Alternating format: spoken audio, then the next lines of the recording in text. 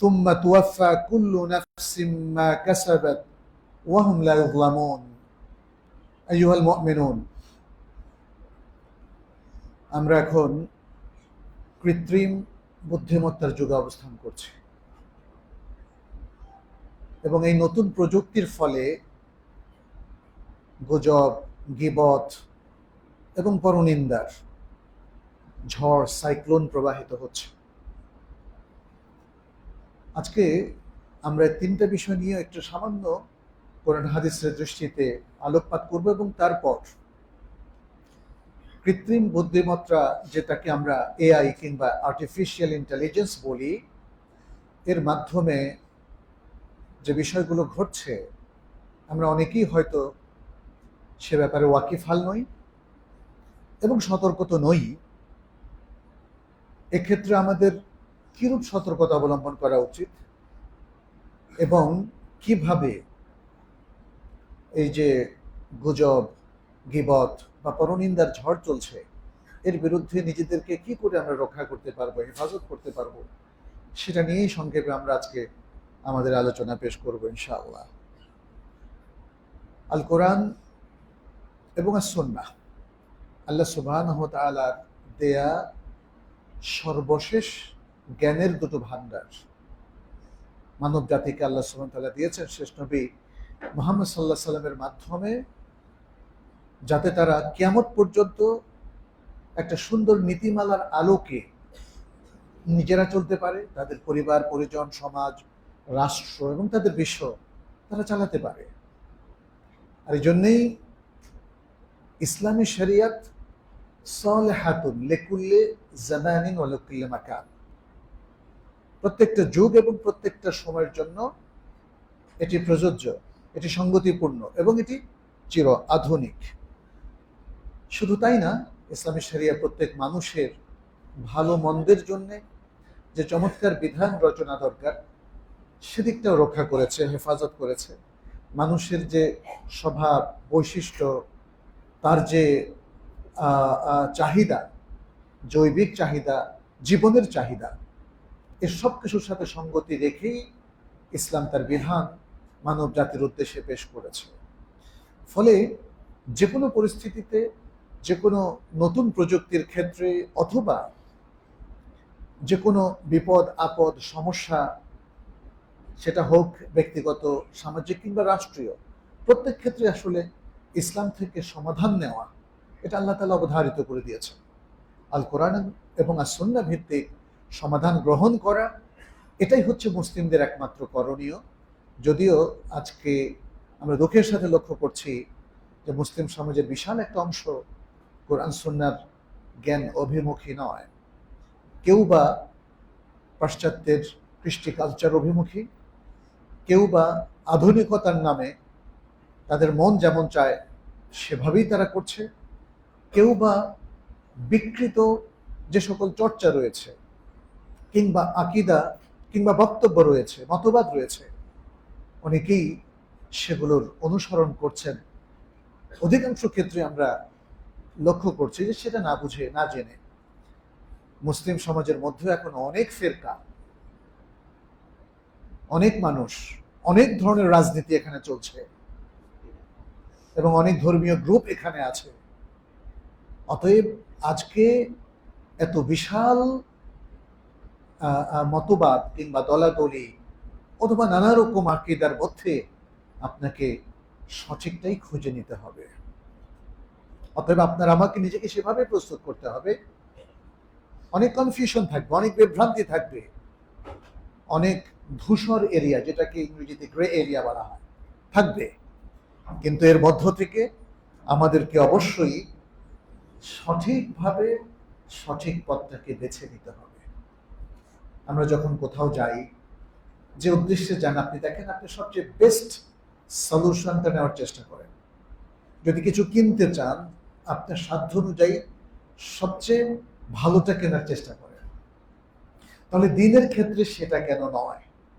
এখানে অন্ধ অনুকরণ অথবা আশেপাশের লোকদের প্রভাব কিংবা অনেক মানুষের জোরাজুরি, এটা কিন্তু সঠিক পথে উত্তরণ হওয়ার পন্থা নয়। সঠিক পথে উত্তরণ হওয়ার পন্থা ইসলাম একটাই, সেটা হচ্ছে এলেম অর্জনের পথ। এলেম অর্জনের মাধ্যমে এবং বাছ বিচারের মাধ্যমে, যাচাই বাছাই করার মাধ্যমে সঠিক জ্ঞানটাকে চিহ্নিত করা এবং সেটাকে ধারণ করা, এটাই ইসলামে একমাত্র পথ। মূলত সারা পৃথিবীর সকল মানুষ তাই করে। যে যে উদ্দেশ্যে কোনো কাজ করে, কোনো হয়তো চিন্তা ভাবনা মানুষের মধ্যে ছড়িয়ে দেয়, সেখানেও দেখবেন সে কিন্তু যাচাই বাছাই করেই করে। আর এই জন্য আজকে বিশ্বের যারা মরল, তারাও কিন্তু রিসার্চের প্রতি প্রচন্ড গুরুত্ব দেয়। গবেষণার বিশাল গুরুত্ব রয়েছে, কারণ গবেষণা ছাড়া সত্যিকারের তথ্য উদ্ধার করা এবং যাচাই বাছাই শেষে অথেন্টিক তথ্যটাকে চিহ্নিত করা এটা সম্ভব না। আপনি শুনে শুনে অথবা দেখে দেখে অথবা ধারণা করে কিংবা নিজের প্রবৃত্তির অনুসরণ করে আপনি কখনোই সত্য পথে উপনীত হতে পারবেন না। সত্য পথে উপনীত হওয়ার জন্য আপনার, যেটা আমরা বারবার বলি, ইলমকে সবচেয়ে বেশি প্রাধান্য দিতে হবে এবং প্রয়োজনীয় কোরআন সুন্নাহর ইলম অর্জন করে আপনার আকলকে এই ইলম দ্বারা আলোকিত করতে হবে। আর ইমোশনটাকে কন্ট্রোল করতে হবে। ইমোশন মানে আমাদের যে আবেগ, অনুভূতি, আবেগ প্রবণ হয়ে কিচ্ছু করা যাবে না। আমরা যেটা দেখছি আজকে আর্টিফিশিয়াল ইন্টেলিজেন্সের ক্ষেত্রে বলি অথবা অনলাইনে যে কোনো মন্তব্য করা, যে কোনো রিয়াকশন দেওয়া, সব কিছুর ক্ষেত্রে অধিকাংশ মানুষ আবেগপ্রবণ হয়ে কাজ করছে এবং তার যে চিন্তা চেতনা, মানে কোনো রকম যাচাই বাছাই ছাড়াই যে কোনো একটা তথ্যকে সে হয় সমর্থন করছে অথবা তার বিপক্ষে সে অবস্থান গ্রহণ করছে। হ্যাঁ, কাউকে হয়তো হাঁ করছে, আবার কাউকে খুবই খারাপ কথা সে মানে উল্লেখ করছে, লিখছে কারো বিরুদ্ধে। এই জিনিসগুলো নিয়ে আমরা কথা বলবো। প্রথমত আমরা বলবো যে নবী সাল্লাল্লাহু আলাইহি সাল্লাম আমাদের এই যে প্রকাশ করার যে শক্তিগুলো আছে, জঙ্গ প্রত্যঙ্গগুলো আছে, এগুলোর ব্যাপারে তিনি আমাদেরকে সতর্ক করেছেন। একটা দীর্ঘ হাদিস ইমাম তিরমিজি রাহিমাহুল্লাহ তিনি তার সুনান গ্রন্থে বর্ণনা করেছেন এবং শেষে বলেছেন হাদিসুন হাসানুন সাহিহ। শেখ আলবানী এটাকে হাসান বলেছেন, কোথাও সহিহ বলেছেন। দীর্ঘ সে হাদিস মুআয ইবনে জাবাল রাদিয়াল্লাহু তাআলা আনহু থেকে বর্ণিত। তিনি কোন এক ভ্রমণে নবী সাল্লাল্লাহু আলাইহি ওয়াসাল্লামের কাছাকাছি এসে তাকে একটু বললেন, ইয়া রাসূলুল্লাহ আখবিরনি আন আমালিন ইউদখিলুনি আল জান্নাতা ওয়া ইউবাইদুনি মিনান নার। আপনি আমাকে একটা আমল শিখিয়ে দিন, দেখিয়ে দিন, অবহিত করুন আমল সম্পর্কে, যেটি আমাকে জান্নাতে প্রবেশ করাবে এবং জাহান্নাম থেকে আমাকে দূরে সরিয়ে রাখবে। নবী সাল্লাল্লাহু আলাইহি ওয়াসাল্লাম বললেন, লাকাদ সাআলতা আন আযীম, তুমি অত্যন্ত গুরুত্বপূর্ণ একটা বিষয় সম্পর্কে জিজ্ঞেস করেছ। ওয়া ইন্নাহু লায়াসীরুন আলা মান ইয়াসসারাহু আল্লাহু আলাইহি, আল্লাহ যার জন্য সহজ করেছেন তার জন্য জান্নাতে প্রবেশ করা, জাহান্নাম থেকে মুক্ত থাকা সহজ। শর্ত হলো কি, আল্লাহ সহজ করে দিতে হবে, আল্লাহ যার জন্য সহজ করেছেন। তখন তিনি একটা একটা করে বললেন, তা'বুদুল্লাহ ওয়া লা তুশরিকু বিহি শাইআ ওয়া তুকিমাস সালাতা ওয়া তু'তিয়াজ যাকাতা ওয়া তাসুমা রমাদান ওয়া তাহুজ্জাল বাইত। তুমি আল্লাহর ইবাদত করবে এবং তার সাথে কোনো শরীক করবে না, সালাত কায়েম করবে, যাকাত দেবে, রমাদানের সিয়াম পালন করবে এবং হজ করবে। এরপরে একে একে আরো কয়েকটা বিষয় তিনি উল্লেখ করলেন। তিনি মুআয ইবনে জাবাল যেহেতু খুব গুরুত্বপূর্ণ বিষয় সম্পর্কে জিজ্ঞেস করছেন, তিনি নবী সাল্লাল্লাহু আলাইহি ওয়াসাল্লামের পর বললেন, আলা উখবিরুকা, আমি কি তোমাকে অবহিত করব না, বিরাসিল আমরি কুল্লিহি, সবকিছুর মূল বিষয় সম্পর্কে, ওয়া আমুদিহি, এবং তার স্তম্ভ সম্পর্কে, ওয়া দিরওয়াত সিনামিহি, এবং তার সর্বোচ্চ শিখর সম্পর্কে। মুআয রাদিয়াল্লাহু তাআলা বললেন, বালা ইয়া রাসূলুল্লাহ, অবশ্যই হে আল্লাহর রাসূল। তিনি বললেন, রাসুল আমরি আল ইসলাম, মূল জিনিসটা হলো কি, ইসলাম। ওয়া আমুদুহু আস-সালাহ, তার স্তম্ভ হলো আসসালাত, সালাত, সালাত আদায় করা, সালাত কায়েম করা। ওয়া যিরওয়াতু সিনামিহি আল জিহাদ, এবং তার সর্বোচ্চ শিখর হলো আল জিহাদ।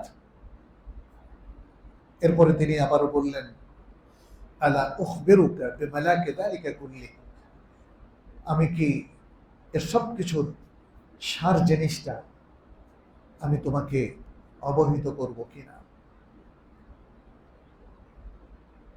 তখন মুআয বললেন, অবশ্যই। তিনি বললেন, কুফা আলাইকা হাদা, কুফা আলাইকা হাদা, তুমি তোমার এই জিহ্বাকে সংযত রাখবে। মুআয রাদিয়াল্লাহু তাআলা জিজ্ঞেস করলেন, ইয়া রাসূলুল্লাহ, ওয়া ইন্না লামুআখাযুনা আলা মা নাতাকাল্লামু বিহি, আমরা যে কথা বলছি এর জন্য কি আমাদেরকে জিজ্ঞাসাবাদ করা হবে? আমরা যে কথাগুলো বলছি, আমরা ভাবছি যে আড্ডা দিচ্ছি, কথা বলছি, এগুলো দিয়ে আমরা ফান করছি, মজা করছি। মুআয ইবনে জাবাল, তিনিও রাসূল সাল্লাল্লাহু আলাইহি ওয়াসাল্লামের প্রিয় সাহাবী, বিস্মিত হয়ে তাকে বললেন, আমাদের কি তাহলে এজন্য জিজ্ঞাসাবাদ করা হবে? তখন নবী সাল্লাল্লাহু আলাইহি ওয়াসাল্লাম তাকে বললেন, সাকিলাতকা উম্মুকা ইয়া মুআয, হে মুআয, তোমার মা তোমাকে হারিয়ে ফেলুক, এটা একটা আরবি উসলুব। খুব গুরুত্বপূর্ণ কথা বলার আগে তারা এটা বলে ফেলে, এটা তারা বদদুয়া করার উদ্দেশ্য নয়। ওয়াহাল ইয়াকুবুন নাসা ফিন নারি আলা উজুহিহিম আও আলা মানাখিরিহিম ইল্লা হাসাইদু আলসিনাতিহিম, তিনি বললেন, মানুষকে জাহান্নামে তাদের মুখমণ্ডল কিংবা নাকের উপরে ভর করে, বুঝতে পারছেন, তাকে তার মুখমণ্ডল তখন মাটিতে ঘষা খাবে, অথবা তার নাক, মুখমণ্ডল ঘষা খেলে নাকও ঘষা খায়। কিন্তু এখানে রিওয়ায়াতে এসেছে আলা উজুহিহিম আও আলা মানাখিরিহিম, তাদেরকে এইভাবে জাহান্নামে টেনে নেওয়া যাওয়া হবে, টেনে নিয়ে যাওয়া হবে। সেটার কারণ তাদের জিহ্বার এই অর্জন ছাড়া আর কি। তার মানে হচ্ছে আমরা যা কথা বলছি, লিখছি, পড়ছি, শুনছি বা বিশ্বাস করছি, সবই কথা, সবই কিন্তু কথা। কখনো সেটা সরব কথা যেটা জিহ্বা দিয়ে উচ্চারণ করা হচ্ছে, কখনো সেটা নীরব কথা যখন সেটা লেখা হচ্ছে, সবই কিন্তু কথা। আল কোরআন যখন সশব্দে পড়া হয় সেটা কি কোরআন না? আল কোরআন যখন লেখা হয় সেটা কি কোরআন না? কোরআন। অতএব মুসহাফ, আপনারা জানেন মুসহাফ যেখানে কোরআন লিপিবদ্ধ থাকে, সেটার মর্যাদা আল্লাহর কাছে যেটা সংরক্ষিত আছে একই। তার কারণ বলা এবং লেখা দুটোই যেমন কোরআন, ঠিক তেমনি আমরা যা বলছি এবং যা লিখছি কিংবা যা পড়ছি, যে পড়াটা শুনছি অথবা যেটা পড়ে বিশ্বাস করছি, এগুলো সব একই জিনিস। এই কথাগুলোর উপর ভিত্তি করেই কেউ জাহান্নামে যাবে অথবা জাহান্নাম থেকে মুক্তি পাবে। অতএব এই হাদিসের মধ্যে আমাদের কাছে স্পষ্ট হয়ে গেল, আমরা যত কথাই বলি না কেন, লিখি না কেন, সবকিছুর জন্য আমাদেরকে জবাবদিহি করতে হবে। গীবত এটা একটা কঠিন একটা মারাত, এটাকে আমরা অন্তরের মারাতও বলতে পারি, আবার জিহ্বার রোগও বলতে পারি, দুটোই। কারণ এটা তো শুধু অন্তরে থাকে না, অন্তরে যখন কারো ইচ্ছা হয় কারো গীবত করার, অন্তরের মধ্যে তার কাছে ভাল লাগে যে আরেকজন সম্পর্কে যদি কিছু আমি বলতে চাই, তখন সে মুখ দিয়ে সেটা বলা শুরু করে, তখনই সেটা গীবত হয়। গীবতের ব্যাপারে ইসলামের কঠোর অবস্থান। আল্লাহ সুবহানাহু ওয়া তাআলা তিনি সূরাতুল হুজরাতের 12 নম্বর আয়াতে স্পষ্ট করে দিয়েছেন গীবত করা যাবে না। এই যে আমরা গুজবের কথা বলছি, গীবতের কথা বলছি, কিংবা পরনিন্দা কিংবা চগলখড়ির কথা বলছি, এগুলো প্রথমে সৃষ্টি হয় মানুষের কুধারণা থেকে। মনে মনে প্রথম মানুষ ধারণা করে, যে ধারণার পক্ষে আসলে কোনো দলিল নাই। এবং এই জন্যই সূরা আল হুজরাতের শুরুতে আল্লাহ সুবহানাহু ওয়া তাআলা ধারণা করতে নিষেধ করেছেন, ইয়া আইয়ুহাল্লাযীনা আমানু ইজতানিবু কাসীরাম মিনায-যন্নি ইন্না বা'দায-যন্নি ইথমুন ওয়া লা তাজাসসাসু। এই ইমানদার লোকেরা, তোমরা বেশি বেশি ধারণা করা থেকে বিরত থাকো, কারণ কোনো কোনো ধারণা পাও। এবং তোমরা মানুষের গোপন আইব বা দোষ অনুসন্ধান করো না। ওয়ালা ইয়াগতাব বা'দুকুম বা'দা, এবং তোমাদের একে যেন অন্যের গীবত না করে। আইয়ুহিব্বু আহাদুকুম আন ইয়াকুলা লাহমা আখিহি মাইতান ফাকারিহতুমু, তোমাদের কেউ কি তার মৃত ভাইয়ের গোশত খেতে পছন্দ করে? তোমরা তো তা পছন্দ করো। ওয়াত্তাকুল্লাহ ইন্নাল্লাহা গাফুরুর রহিম। এইভাবে আল্লাহ সুবহানাহু ওয়া তাআলা আমাদেরকে গীবত করতে নিষেধ করেছেন এবং বলেছেন ওয়াত্তাকুল্লাহ। এই আয়াতের শেষে কি বলেছেন? ওয়াত্তাকুল্লাহ, আল্লাহকে ভয় করো, আল্লাহকে ভয় করো। গীবতের প্রভাব অনেক খারাপ। আপনি যদি জানেন আপনার গীবত আপনার সবচেয়ে প্রিয়জন করছে, মুহূর্তেই কিন্তু প্রিয়জনের খাতা থেকে তার নাম কাটা যাবে কিনা? যেই হোক না কেন সে, মা বাবা ভাই বোন স্বামী কিংবা স্ত্রী, একে অন্যের গীবত করলে কেউ কিন্তু এটা সহ্য করতে পারে না। ভাই বোন, বন্ধু বান্ধব ইত্যাদি। গীবতের কারণে মানুষের সংসারও নষ্ট হয়ে যায়, শত্রুতা, চিরশত্রুতা তৈরি হয়। একইভাবে পরনিন্দা, দুটোর মধ্যে একটু ব্যস্তম আছে। গীবত নবী সাল্লাল্লাহু আলাইহি সাল্লাম তিনি স্পষ্ট করে এর সংজ্ঞা দিয়েছেন, বলেছেন যিকরুকা আখাকা বিমা ইয়াকরাহ, তুমি তোমার ভাই সম্পর্কে সেই সব কথা উল্লেখ করাটা গীবত যেটা তোমার ভাই অপছন্দ করে। আপনি আপনার সম্পর্কে আরেকজন বলুক, এরকম যে কোনো কথাই গীবত হতে পারে, সেটা সত্যই হোক আর মিথ্যাই হোক। নবী সাল্লাল্লাহু আলাইহি সাল্লামকে সাহাবায়ে কেরাম জিজ্ঞেস করলেন, যদি আমার ভাইয়ের মধ্যে যেটা আমি বলেছি সেটা থাকে? তিনি বললেন এটাই গীবত। থাকলে গীবত, আর যদি না থাকে তাহলে এটা অপবাদ, এটা ইফক, অপবাদ, সেটা আরো ভয়াবহ। ইফতেরা, আল কোরআন আল্লাহ সুবহানাহু ওয়া তাআলা ইফতেরা করার বিপক্ষে অনেকগুলো কথা বলেছেন। পাশাপাশি আছে যেটাকে আমরা পরনিন্দা বলি বা চগলখড়ি, নামিমা। এটা হচ্ছে অন্য কোনো ব্যক্তির কোনো নিন্দা প্রকাশ করা, তার কোনো আয়েব সমাজে ছড়িয়ে দেওয়া, এটা হলো নিন্দা জ্ঞাপন করা। এগুলো কাছাকাছি। আমরা কোরআনের মধ্যেও দেখি আল্লাহ সুবহানাহু ওয়া তাআলা কিন্তু এগুলোকে চরম অপরাধ হিসেবে উল্লেখ করেছেন, কবিরা গুনাহ হিসেবে উল্লেখ করেছেন, এবং এর জন্য তিনি নিজেই লানত করেছেন, নিজেই ধ্বংসের কথা উল্লেখ করেছেন এবং নিষেধ করেছেন কেউ যেন এভাবে যারা পেছনে কিংবা সামনে কোনো নিন্দা রটনা করে, গীবত কিংবা নামিমা যারা রটনা করে, যেন তাদের অনুসরণ না করা হয়।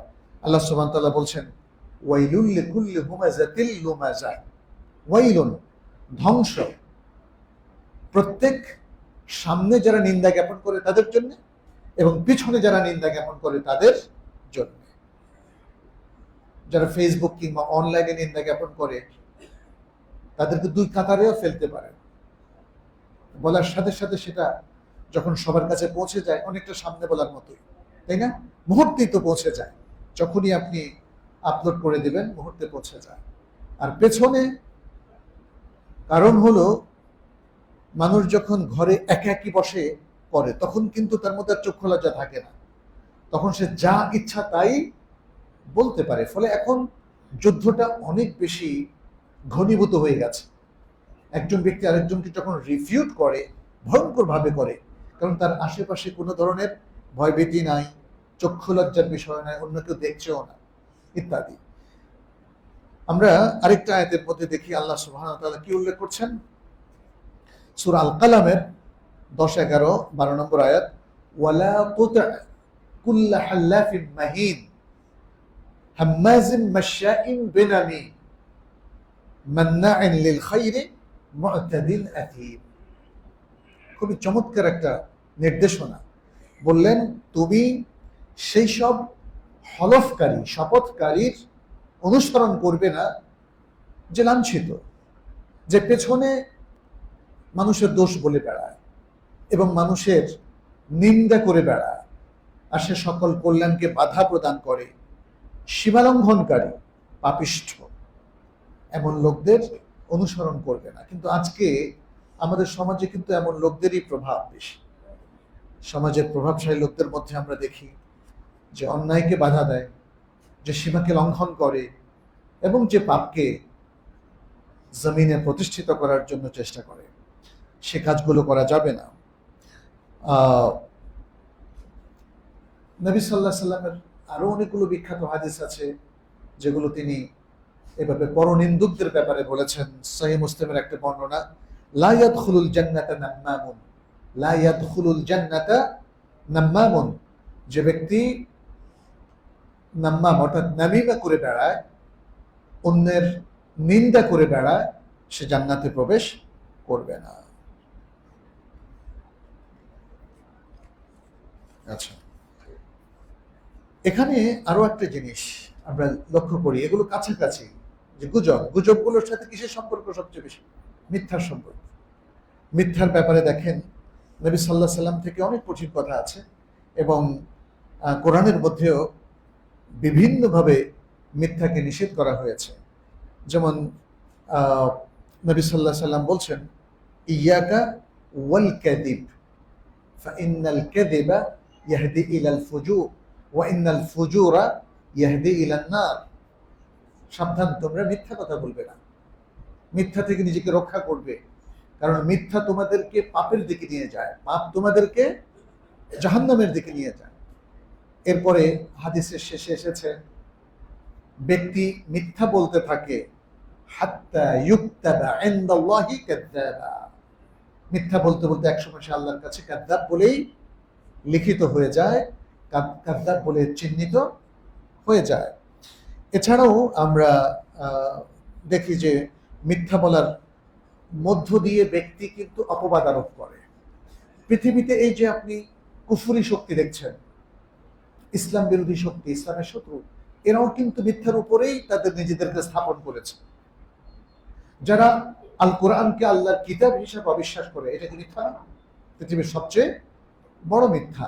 নবী সাল্লাল্লাহু আলাইহি সাল্লামের রিসালাতকে যারা অস্বীকার করছে, এভাবে যারা ইসলামের বিভিন্ন বিধানকে অস্বীকার করছে, হ্যাঁ, এভাবে যত কিছু, যত সত্যকে অস্বীকার করছে, এটা হলো মিথ্যা, এবং এটা হলো ইফতারা আলাল্লাহ, আল্লাহর উপর অপবাদ। আল্লাহ সুবহানাহু ওয়া তাআলা সূরাতুন নাহলের মধ্যে বলছেন, ইন্নামা ইয়াফতারিল কাযিবা আল্লাযীনা লা ইউমিনুনা বিআয়াতিল্লাহ ওয়া উলাইকা হুমুল কাযিবুন। নিশ্চয়ই আল্লাহর উপর মিথ্যা আরোপ করছে, মিথ্যা রটনা করছে সেই সব লোকেরা যারা আল্লাহর আয়াতগুলোকে স্বীকার করে না, যারা আল্লাহর আয়াতগুলোর প্রতি ঈমান রাখে না। ওয়া উলাইকা হুমুল কাযিবুন, এবং অবশ্যই তারাই হলো কি?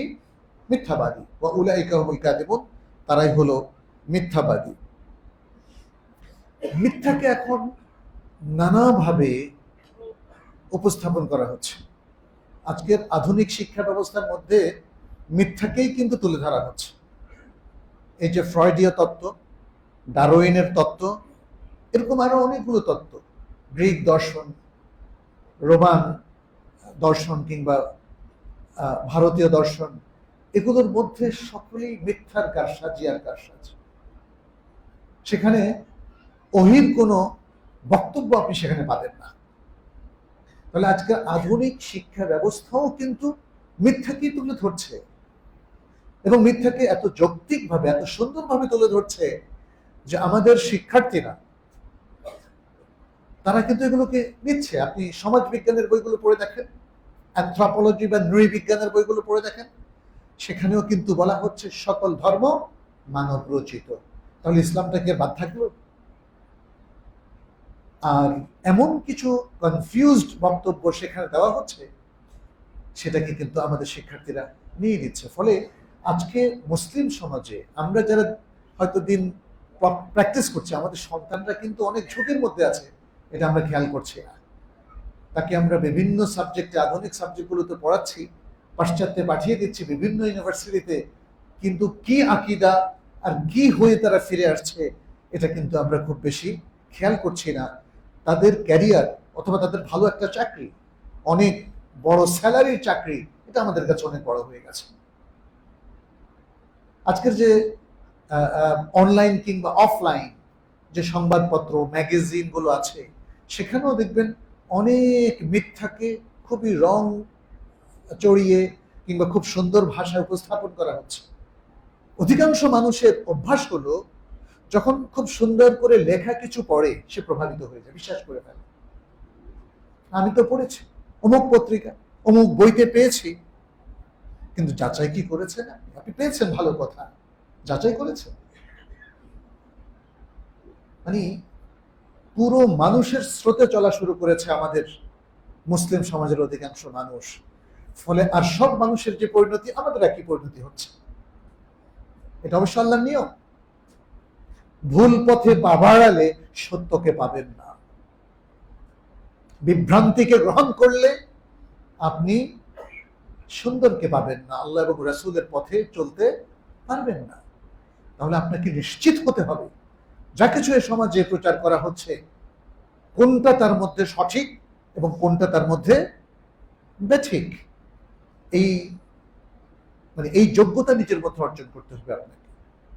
এই যোগ্যতা অর্জন করা ছাড়া সত্য মিথ্যার মধ্যে যে দোলাচল, সেখানে আপনি অসহায়ের মতো মিথ্যাকে গ্রহণ করবেন। কারণ আমরা দেখেছি রাজনীতির ক্ষেত্রে যেমন ম্যাকিয়াভেলির রাজনীতি আছে, তাই না? ঠিক সংবাদপত্র সংবাদ পরিবেশনের ক্ষেত্রে, তথ্য পরিবেশনের ক্ষেত্রেও কিন্তু নানা ধরনের কারসাজি হচ্ছে। আপনারা কি লক্ষ্য করেননি আমাদের জাতীয় শিক্ষাক্রমের মধ্যেও তো এই ধরনের মিথ্যার স্থান আমরা লক্ষ্য করেছি, তাই না? ইভেন মাদ্রাসার বইয়ের মধ্যে আপনি দেখবেন প্রচুর তথ্য বিভ্রাট রয়েছে। সেখানে দেখবেন ফিকহের বইগুলোতে নাওয়াইতুয়ানকে যে নিয়ত মুখে উচ্চারণ করা উলামায়ে কেরাম বেদাত বলে ঘোষণা দিয়েছেন, সেগুলো পর্যন্ত পাঠ্যভুক্ত করা হয়েছে। আল্লাহ কোথায় আছে? আল্লাহ সম্পর্কিত জ্ঞান কিংবা রাসূল সাল্লাল্লাহু আলাইহি ওয়াসাল্লাম সম্পর্কিত জ্ঞানের মধ্যে প্রচুর তথ্য বিভ্রাট আছে, এবং যারা এগুলো লিখেছেন তারা জেনে বুঝেই লিখেছেন, ইচ্ছা করেই এই তথ্যগুলো দেওয়া হয়েছে। আবার স্কুল টেক্সট বুক বোর্ডে সেখানেও দেখবেন যে অনেক তথ্য একটা চক্র ঢুকিয়ে দিয়েছে।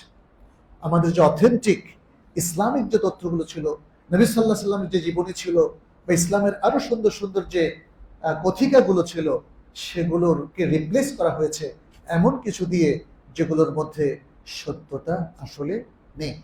কেউ হয়তো বলবেন যে তোমাদের কাছে এটা সত্য, আমাদের কাছে এটা সত্য, ভালো কথা, বাট আমাদের দুজনের মধ্যে যদি সত্য দুরকম হয়, এটাকে যাচাই করার সুযোগ আছে না? এটা তো মুসলিমদের দেশ, এটা মুসলিম সমাজ। অতএব এখানে আপনি কোরআন সুন্নাহকে বাদ দিয়ে সত্যের আরেকটা ভান্ডার নিয়ে আসবেন, এটা কিন্তু এখানে চলবে না। এটা মুসলিমদের কাছে কোশ্চিনকালেও গ্রহণযোগ্য হয়নি এবং হবেও না। অতএব আমাদের কাছে সত্যের মাপকাঠি একটাই, কি সেটা? ওহীর জ্ঞান, আল কোরআন এবং আস সুন্নাহ। আমরা স্কুলেই পড়ি, কলেজে পড়ি, ইউনিভার্সিটিতে পড়ি, অথবা মাদ্রাসায় পড়ি কিংবা বক্তব্যে পড়ি, যেখানেই পড়ি না কেন, আমাদের কাছে যে কোনো সত্য চিহ্নিত করার মানদণ্ড, মাপকাঠি হলো আল কোরআন এবং আস সুন্নাহ। পৃথিবীতে এর চাইতে সুন্দর, এর চাইতে শ্রেষ্ঠ আর কোনো ভান্ডার নেই। আমরা এখন আসবো একটু আজকে তাহলে আমাদের সমাজে হচ্ছে এটা কি? অনলাইনে যখন থেকে 2000 সালের কিছুকাল পরে ইউটিউব আসলো, ফেসবুক আসলো, সোশ্যাল নেটওয়ার্ক আসলো, প্রথম দিকে ভালোই ছিল, সবাই ভাবলো যে কি সুন্দর প্রযুক্তি, তাই না? কিন্তু এখন চাইলেও কিন্তু আপনি বের হতে পারছেন না। কিন্তু এটা এতটাই গান্ধা হয়ে গেছে, এতটাই নোংরা হয়ে গেছে, আমরা কেউ কিন্তু কমফোর্ট ফিল করছি না।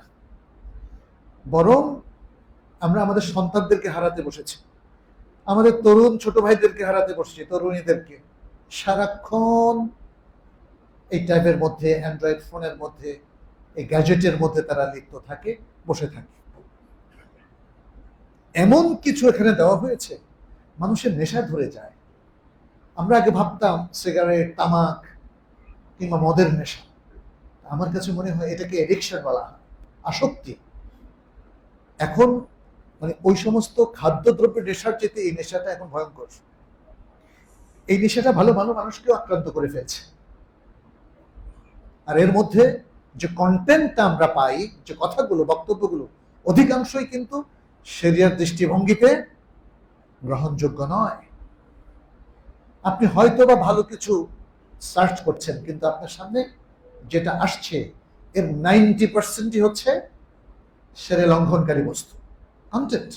কারণ যারা এগুলোকে পরিচালনা করছে তারা কিন্তু ইসলামকে কখনোই তাদের হিসাবের মধ্যে রাখে নাই। ইসলামিক এটিকেটস, নীতিমালা, ইসলামিক যে নৈতিকতা, এগুলো কিন্তু তাদের হিসাবের মধ্যে নাই। তাহলে সেই জাতির জিনিসগুলোকে মুসলিমরা দুই হাতে বরণ করে নিচ্ছে। এটা আমাদের জন্য কিন্তু অত্যন্ত ভয়ঙ্কর একটি বিষয়। এই জিনিসটা আমি আপনাদেরকে বলবো, যেহেতু আজকে গুজব রটানো, মিথ্যা বলা, গীবত এবং পরনিন্দার বিষয়গুলো আপনাদের সামনে তুলে ধরলাম। মনে রাখবেন, আপনাদেরকে প্রতি মুহূর্তে এগুলো লেখা, পড়া, শোনা থেকে বিরত থাকতে হবে। আপনাকে প্রত্যেকটা তথ্যকে যাচাই করতে হবে। আল্লাহ আপনাকে যে ইনস্টিংক্টিভ, স্বতঃস্ফূর্ত যে মেধা, আকল এবং আপনার দিনদারি দিয়েছেন, এটার দ্বারা আপনি খুব সহজেই বুঝতে পারবেন। নবী সাল্লাল্লাহু আলাইহি ওয়াসাল্লাম তো সেটা বলেছেনই, পাপ তোমার অন্তরে তোমাকে জানিয়ে দিবে। মা হাকা ফি সাদরিক, তোমার অন্তরের মধ্যে একটা জিনিস অনুরণিত হতে থাকবে যে তুমি পাপ করছো। এর জন্য তোমাকে বিশাল বড় বক্তব্য নিয়ে আসতে হবে না, দলিল নিয়ে আসতে হবে না। অতএব আজকে অনলাইন ভিত্তিক এই যে বিষয়গুলো, এখানে আমাদেরকে যাচাই করার প্রয়োজন আছে। যেহেতু সূরা হুজরাতে সে বিখ্যাত আয়াতে আল্লাহ সুবহানাহু ওয়া তাআলা সেটা যাচাই করার নির্দেশনা দিয়েছেন, ইয়া আইয়ুহাল্লাযীনা আমানু ইন জাআকুম ফাসিকুন বিনাবাইন ফাতাবায়ান। হে ইমানদার লোকেরা, তোমাদের কাছে যদি কোনো ফাসিক ব্যক্তি কোনো তথ্য নিয়ে আসে, তাহলে তোমরা সেটা যাচাই করবে। যদি না করো, তাহলে হয়তো এমন কিছু করে বসবে যার জন্য তোমরা পরে লজ্জা পাবে। আমরা গত খুতবায় এই বিষয়গুলো নিয়ে কথা বলেছি, যে তথ্য পরিবেশনের সেরাই নীতিমালা কি, এবং সেই ক্ষেত্রে যাচাই বাছাইটা আমরা কিভাবে করব, এবং কিভাবে তথ্যটাকে, সঠিক তথ্যটাকে আমরা চিহ্নিত করতে পারবো, এটা নিয়ে আমরা আলোচনা করেছি। আজকে কৃত্রিম বুদ্ধিমত্তা নিয়ে আমরা কিছু কথা বলতে চাই। কৃত্রিম বুদ্ধিমত্তা খুব অল্প সময়ের মধ্যে, যদি অনেক আগ থেকেই তারা গবেষণা করছে, বাট এটা আমাদের কাছে অ্যাভেলেবেল হয়েছে গত প্রায় 1-1.5 বছর থেকে, এবং এখন প্রতিদিন অন্য মাত্রা পাচ্ছে। যেহেতু এর উপর অনেকগুলো কোর্স চালু হয়ে গেছে, ইউটিউব চ্যানেলে অনেকগুলো তথ্য আমাদের সামনে চলে এসছে, আপনি এভাবে ব্যবহার করতে পারেন, এই করতে পারেন, সে করতে পারেন, তাই না? এখন দেখা যাচ্ছে ছোট ছোট বাচ্চারাও কৃত্রিম বুদ্ধিমত্তা দিয়ে একজন মানুষের ছবি তৈরি করে ফেলে। এখন তো আরো সহজ, আপনি জাস্ট বলবেন আমি একটা নাটক চাই, 5 মিনিটের একটা নাটক, এই এই এই। হয়তো বা ওই লোকরা এখন জীবিতই নেই, তাদের ব্যাপারে একটা নাটক আপনি করে ফেললেন। এটাকে নাটক আমি নাম দিয়েছি, যেহেতু মিথ্যা, কল্পিত কাহিনী। বাট যখন আপনি এটাকে আপলোড করে দিলেন, মানুষ তো এটাকে আর কল্পিত মনে করবে না, মানুষ ভাববে যে এটা আরেকটা ঘটনা। অনেক মিথ্যা ঘটনাকেও আপনি এখন রঙিন করে তৈরি করতে পারেন কিনা? যেহেতু মানুষের চেহারাকে আপনি নকল করতে পারছেন কৃত্রিম বুদ্ধিমত্তা দিয়ে, তার কণ্ঠস্বরকে নকল করতে পারছেন। ঘটনা যেটা ঘটে নাই আপনি সেটা ঘটাই দিলেন। কি অদ্ভুত ব্যাপার এটা! আমার মনে হয় 2 বছর আগে এটা আমাদের মাথায় ছিল না, কল্পনাও ছিল না, যে আমরা এমন একটা চিত্র তৈরি করব যে চিত্র কখনো ঘটে নাই। আমি আমার ভাই সম্পর্কেও পারবো, আমার পরিবারভুক্ত অন্য আত্মীয় স্বজন সম্পর্কে পারবো, বন্ধু অথবা যে যাকে আমি পছন্দ করি না তার সম্পর্কে আমি পারবো, সেও আমার সম্পর্কে পারবে। তাহলে সমাজটা দেখেন, কৃত্রিম বুদ্ধিমত্তা এটাকে যদি কিছুটা পজিটিভলি ব্যবহার করা যেত, হয়তো আমরা কিছু কল্যাণ পেতাম। আমি মনে করি না যে কৃত্রিম বুদ্ধিমত্তার মতো জিনিস পৃথিবীর প্রয়োজন আছে। I don't think so. But কেন এই বিজ্ঞানের অগ্রযাত্রা হলো, এটা আপনারা জানেন। এখানে মানুষের বিলিয়ন ট্রিলিয়ন ডলার ইনভেস্ট আছে। তারা এই টাকাগুলো আপনাকে এঙ্গেজ করতে না পারলে তুলতে পারবে না। এখন আপনাকে এঙ্গেজ করতে হলে যদি আপনি ইসলামের নীতিমালা মেনে চলেন, তাহলে তো এঙ্গেজড হবেন না। তাইলে এত অল্প এঙ্গেজমেন্ট দিয়ে তাদের টাকা উঠে আসবে না। ফলে হাজার হাজার এঙ্গেজমেন্ট, আপনি আমার বিরুদ্ধে, আমি আপনার বিরুদ্ধে, তাই না? এখন একের পর এক crore crore billion billion content তৈরি হবে এটা দিয়ে। আর আপনারা হয়তো জানেন এআই এর আরেকটা বিশাল ক্ষতিকর দিক হলো সে আমাদের সারা পৃথিবীর আবহাওয়াকে নষ্ট করছে। এআই পরিচালনা করার জন্য যে এনার্জি লাগে, সে এনার্জি উৎপাদন করতে গিয়ে পৃথিবীর আবহাওয়া নষ্ট হচ্ছে। যে গ্রিন আবহাওয়া, গ্রিন থাকছে না। সেটা একটা বিশাল ব্যাপার। আপনারা পড়াশোনা করবেন, দেখবেন যেখানে আসলে হচ্ছে এটা কি, কত ক্ষতিকর এআই এর বহুল ব্যবহার, সেটা আপনারা বুঝতে পারবেন। সেকেন্ড হচ্ছে এআই দিয়ে আমি দেখলাম যে অনেক মানে মানুষ যারা হয়তো দিনদার, তারাও একটা ছবি বানিয়ে ফেলতেছে। তারা ধারণা করছে এটা যেহেতু একদম রিয়েল মানুষের ছবি, ফলে এটা হারাম কোথায়? হারাম তো হবেই। এআই দিয়ে কারো কৃত্রিম নকল ছবি বানানো হারাম। আমাদের সকল মুফতিরা এই ফতোয়া দেবেন, কারণ নবী সাল্লাল্লাহু আলাইহি ওয়াসাল্লাম তাসবির বানানোকে হারাম বলেছেন না, এবং বলেছেন আশাদ্দুন নাসি আযাবান ইয়াউমাল কিয়ামাতি আল মুসাউফিরুন, কিয়ামতের দিন সবচেয়ে বেশি কঠিন আযাবযুক্ত ব্যক্তি হবে কে? যারা তাসবির বানায়। এখন তাসবির অনেকভাবে বানানো হয়, তুলি দিয়ে বানানো হয়, কলম দিয়ে বানানো হয়, পাহাড়ের গায়ে খোদাই করে বানানো হয়, পাথর খোদাই করে বানানো হয়, স্কাল্পচার বানানো হয়, আর এখন এআই দিয়ে বানানো হয়। কেন আল্লাহ সুবহানাহু ওয়া তাআলা তাদেরকে কিয়ামতের দিন বলবেন এরা হচ্ছে আমার সাথে যুদ্ধে লিপ্ত হয়েছে, প্রতিযোগিতা লিপ্ত হয়েছে, এখন তোমাদের বানানো এই প্রাণীগুলোকে তোমরা এখন জীবন দাও। তার মানে হচ্ছে আপনি যেগুলোকে বানিয়েছেন সেগুলোর জীবন দিতে আপনাকে বলা হবে। কিন্তু আমরা যখন ডিজিটাল ক্যামেরায় ক্লিক করি, এটা কি আমরা বানিয়েছি? না, এটা হলো ইমেজ যেটাকে আমরা সংরক্ষণ করেছি, সেভ করেছি মাত্র, নাথিং এলস। এই ইমেজটা কিন্তু বানানো হয় না। এখানে যে সফটওয়্যারটা, ক্যামেরার সফটওয়্যার, ওটা আপনার রিয়েল ইমেজটাকে জাস্ট সেভ করেছে, নাথিং এলস। কিন্তু এআই কে যখন আপনি বলবেন একটা লোক বানিয়ে দিতে, সে কিন্তু নিজের থেকে বানাচ্ছে। সে তার টেকনোলজি ইউজ করে হয়তো কয়েক সেকেন্ডের মধ্যে বানাচ্ছে, ঠিক আছে, কয়েক সেকেন্ডে বানানোর মাধ্যমে এটা হালাল হয়ে যাবে এমন না। আজকে প্রযুক্তি মানুষকে অনেক গতি দিয়েছে। আমরা প্লেনে, রকেটে চলতে পারি, তাই না? অনেক গতি না? একটা সময় হেঁটে যেতে হতো, ঘোড়ায় যেতে হতো, গরুতে চড়ে, গরুর গাড়িতে যেতে হতো, তাই না বাংলাদেশে? কিন্তু এখন গতি বৃদ্ধি পাওয়ার কারণে কোনো পাপ সেটা পণ্য হয়ে যায় না। এটা একটা বিষয়। আর যদি আপনি এই এআই টেকনোলজিটাকে ইউজ করেন কোনো গুজব তৈরির জন্য, কোনো গীবত তৈরির জন্য, কারো নিন্দা জ্ঞাপনের জন্য, কোনো মিথ্যা তথ্য পরিবেশন করার জন্য, অথবা সমাজের মধ্যে একটা অস্থিরতা তৈরি করার জন্য, কিংবা রাজনৈতিক একটা সংঘর্ষ বাঁধানোর জন্য, কিংবা মুসলমানদের মধ্যে কিছু ক্ষতি করার জন্য, তাহলে হাদ্দিস ওয়া লা হারাজ। এগুলো যে হারাম, এতে কোনো সন্দেহ আছে? প্রিয় ভাইরা, একটা নতুন জিনিস আসলেই সবকিছুই আপনি হালাল মনে করার কোনো কারণ নেই। নতুন যে কোনো প্রযুক্তিকে কিভাবে হালাল পন্থায় ব্যবহার করতে হবে সে নীতিমালা আমাদের জেনে নিতে হবে। আপনি আমাদের ওলামায়ে কেরাম তারা এআই নিয়ে অবশ্যই কথা বলেছেন, এবং এক্ষেত্রে তাদের বক্তব্য আছে, তাদের আর্টিকেল আছে, প্রবন্ধ আছে, বই আছে। সেগুলো আপনারা পড়ুন। সেগুলো পড়ে ইসলামী নীতিমালার আলোকে আধুনিক যে কোনো প্রযুক্তিকে আপনারা ব্যবহার করুন। সেটা সোশ্যাল নেটওয়ার্ক হোক, অ্যান্ড্রয়েড ফোন হোক, ক্যামেরা হোক, কিংবা আর্টিফিশিয়াল ইন্টেলিজেন্সের নানা টেকনোলজি যেগুলো আপনি ইউজ করতে চান, সেটা করতে পারেন, কোনো অসুবিধা নেই। আর্টিফিশিয়াল ইন্টেলিজেন্স তো এখন এতটাই মানে বিশেষ করে আমাদের সাধারণ মানুষদের জন্য মানে অদ্ভুত সব কিছু কাজ করে দিচ্ছে, আমরা বিস্মিত হই।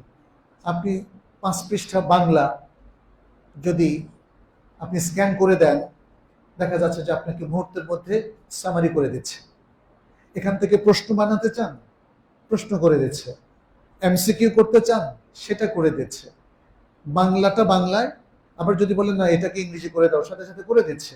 আবার যদি বলেন এটাকে আরবি করে দাও, তাও করে দিচ্ছে।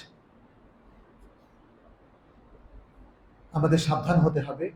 আর কয়েকটা জিনিস তাহলে এখানে আমি আবারও আপনাদেরকে স্মরণ করিয়ে দিতে চাই। এক হলো এআই এর যথেচ্ছ ব্যবহার, এটা করা যাবে না। এখানে দেখতে হবে ইসলাম কি বলেছে, এর ব্যবহার ইসলামিক নীতিমালার আলোকে নিশ্চিত করতে হবে। দ্বিতীয় হচ্ছে এআই মাধ্যমে আমরা যে ইনফরমেশনগুলো পাচ্ছি, এই ইনফরমেশনগুলো যাচাই করতে হবে। এই কৃত্রিম, আপনি বুঝতেই পারছেন, এটা আল্লাহর পক্ষ থেকে আসে নাই। আল্লাহ এটাকে এইভাবে তৈরি করেননি। আল্লাহ বান্দাকে কিছু বুদ্ধিমত্তা দিয়েছেন, সেই বুদ্ধিমত্তা দিয়ে এই কৃত্রিম বুদ্ধিমত্তা তৈরি করেছে। এখানে যে ক্যামেরাটা, এই ক্যামেরাটা কি আল্লাহ নিজের হাতে তৈরি? না, কিন্তু আল্লাহ তার বান্দাকে শক্তি দিয়েছেন, সেই শক্তি প্রয়োগ করে সে এই মেশিনগুলো তৈরি করেছে। অতএব এই মেশিনগুলো অথবা এগুলোর যে খারাপ দিকগুলো আছে, আল্লাহ তার জন্য কিন্তু পাকড়াও করবেন। যেমন বঙ্গোপসাগরে আজকে ঝড় হয়েছে, আমাদের অনেক ক্ষতি হয়েছে, এর জন্য কি আল্লাহ আমাদেরকে পাকড়াও করবেন? আজকে মুষলধারে বৃষ্টি হয়ে বুক পরিমাণ পানি হয়ে গেছে মিরপুরে, ধরেন, এর জন্য কি আল্লাহ আমাদেরকে পাকড়াও করবেন? আল্লাহ তার নিজের কাজের জন্য বান্দাদেরকে কোনোদিন পাকড়াও করবেন না।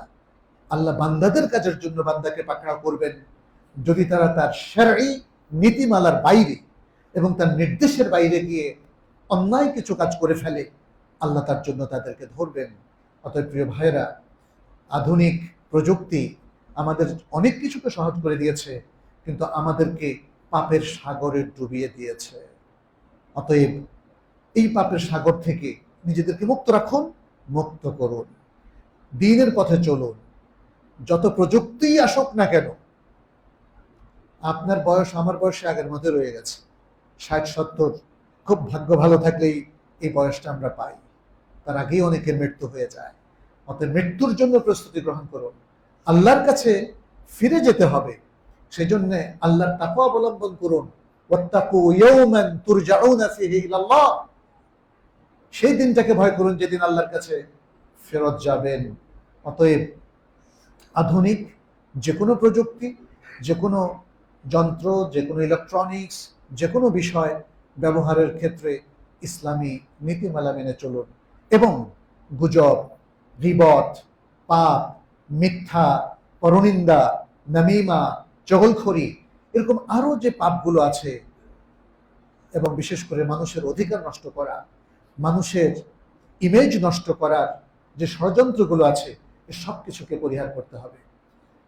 আরেকটা কথা জাস্ট রিমাইন্ডার হিসেবে বলবো, সেটি হচ্ছে আমরা এই গীবতের মধ্যে দেখি অনেক সময় আলেমরাও এ থেকে রেহাই পান না, এবং এটা মুসলিম উম্মার সবচেয়ে বড় ক্ষতিকর দিক হচ্ছে অন্যদের গীবতের চেয়ে আলেমদের গীবত করা। একজন আলেম যিনি সত্য প্রচার করছেন, তাকে আপনি বিতর্কিত করে দিচ্ছেন তার মিথ্যা, তার ব্যাপারে মিথ্যা কিছু রটনা করে। আমরা দেখতে পাচ্ছি এখন সমাজে এগুলো প্রচুর চলছে। একটা জিনিস মনে রাখতে হবে, আমাদের ওলামায়ে কেরাম বারবার আমাদেরকেও তানবীহ করেছেন, লুহুমুল উলামা'i মাসমুমা, আলেমদের গোশত হলো বিষযুক্ত। এটা কেন বলেছে? কারণ গীবত করাটা হলো মৃত ব্যক্তির গোশ খাওয়া, আর সেই গোশটা যদি হয় বিষযুক্ত, তাহলে কি হবে? কঠিন একটা অবস্থা হবে। আল্লাহ আমাদেরকে রক্ষা করুন, আল্লাহ আমাদেরকে ক্ষমা করুন, আল্লাহ আমাদেরকে তার দেওয়া এবং তার রাসূল সাল্লাল্লাহু আলাইহি ওয়াসাল্লামের দেওয়া নীতিমালা অনুসরণ করার আমাদেরকে তৌফিক এনায়েত করুন। আকুলু কাওলি হাযা ওয়া আস্তাগফিরুল্লাহ লি ওয়া লাকুম ওয়া লিসাইরিল মুসলিমিন ফাস্তাগফিরুহু ইন্নাহু হুয়াল গফুরুর রহিম।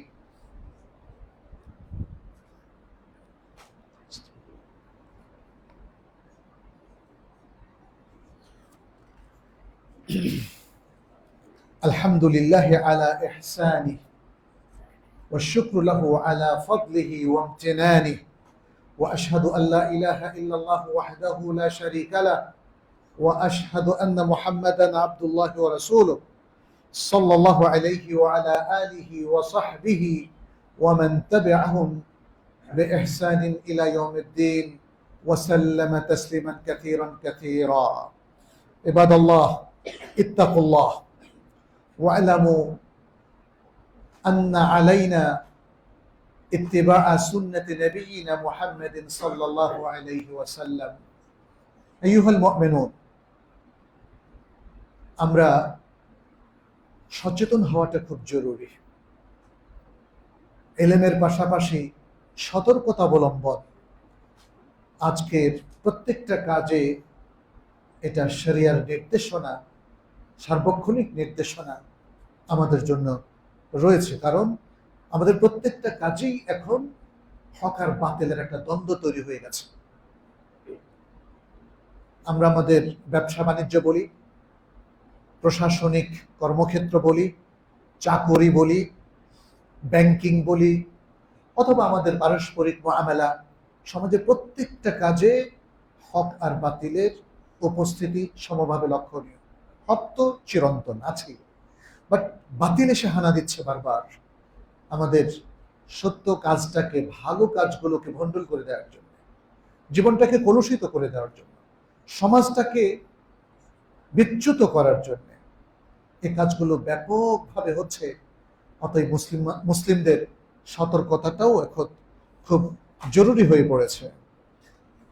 আমরা যে কোনো কাজের ক্ষেত্রে, যে কোনো বক্তব্যের ক্ষেত্রে, যে কোনো মন্তব্যের ক্ষেত্রে, পত্রিকার যে কোনো সংবাদের ক্ষেত্রে চূড়ান্ত সতর্কতা অবলম্বন করা উচিত এবং এর মধ্যে যাচাই বাছাই করে যেটা সঠিক সেটাকে গ্রহণ করা উচিত। এমনকি মাসআলা মাসাইলের ক্ষেত্রেও, আকীদার ক্ষেত্রেও, তাই না? আকীদা তো হলো সবচেয়ে গুরুত্বপূর্ণ, ঈমান এবং আকীদা। এক্ষেত্রেও যে কোনো ব্যক্তি যাই বলেন সেটাকে গ্রহণ করা যাবে না। সত্য ইলমটা কি, এটা আমাদেরকে একটু খুঁজে বের করতে হবে, সত্য তথ্যটা কি। ঠিক তেমনি আমাদের অন্য যে কোনো বক্তব্য, সমাজে দেখবেন যে অনেক জাল হাদিসও তো আছে না? ওটা তো হাদিস না, বাট হাদিস হিসাবে প্রচার করা হচ্ছে। খুব গুরুত্বপূর্ণ তথ্য প্রবাহ আমরা দেখি জাল হাদিসের আলোকে বাংলাদেশে মাহফিলের বক্তারাও বলছেন। ফলে যাই যদি শোনেন, তাই যদি গ্রহণ করেন, তাহলে সমূহ বিপদের মধ্যে আমাদেরকে পড়তে হবে। ঈমান আকীদা নিয়ে প্রশ্ন উঠবে, আমাদের ইবাদতগুলো সঠিকভাবে হচ্ছে কিনা সেটাও কিন্তু অত্যন্ত বড় ধরনের ঝুঁকির মধ্যে পড়বে। হয়তো না জেনে কখনো ভুল হলে আল্লাহ ক্ষমা করবেন, কিন্তু আপনাকে আমাকে তো সতর্কতা অবলম্বন করতে হবে। সত্যটাকে জানার যে একটা চিরন্তন অবিরাম প্রচেষ্টা, সেটাকে তো বন্ধ করা যাবে না। সেই প্রচেষ্টা যদি অব্যাহত থাকে, তবেই আল্লাহ সুবহানাহু ওয়া তাআলা আমাদের বাকি ভুলগুলো ক্ষমা করবেন। এ কারণেই তো নবী সাল্লাল্লাহু আলাইহি ওয়াসাল্লাম বলেছেন, মান ইজতাহাদা ফাআসাবা ফালাহু আজরান। যে ব্যক্তি চেষ্টা সংগ্রাম করলো, ইজতিহাদ মানে কি? ইজতিহাদ মানে শুধু গবেষণা না। ইজতিহাদ মানে যে কোনো সত্য জানার ক্ষেত্রে, সঠিক আমল করার ক্ষেত্রে যে চূড়ান্তভাবে চেষ্টা সংগ্রাম করে গেল এবং সঠিক সিদ্ধান্তে উপনীত হলো, তার সওয়াব হলো দুটো। আর যে ব্যক্তি চেষ্টা সংগ্রাম করে গেল, তারপরেও সে সঠিক হতে পারলো না, সে ভুল কাজ করলো, তার সওয়াব হলো একটা, এবং তাকে কোনো পাপ দেওয়া হচ্ছে না।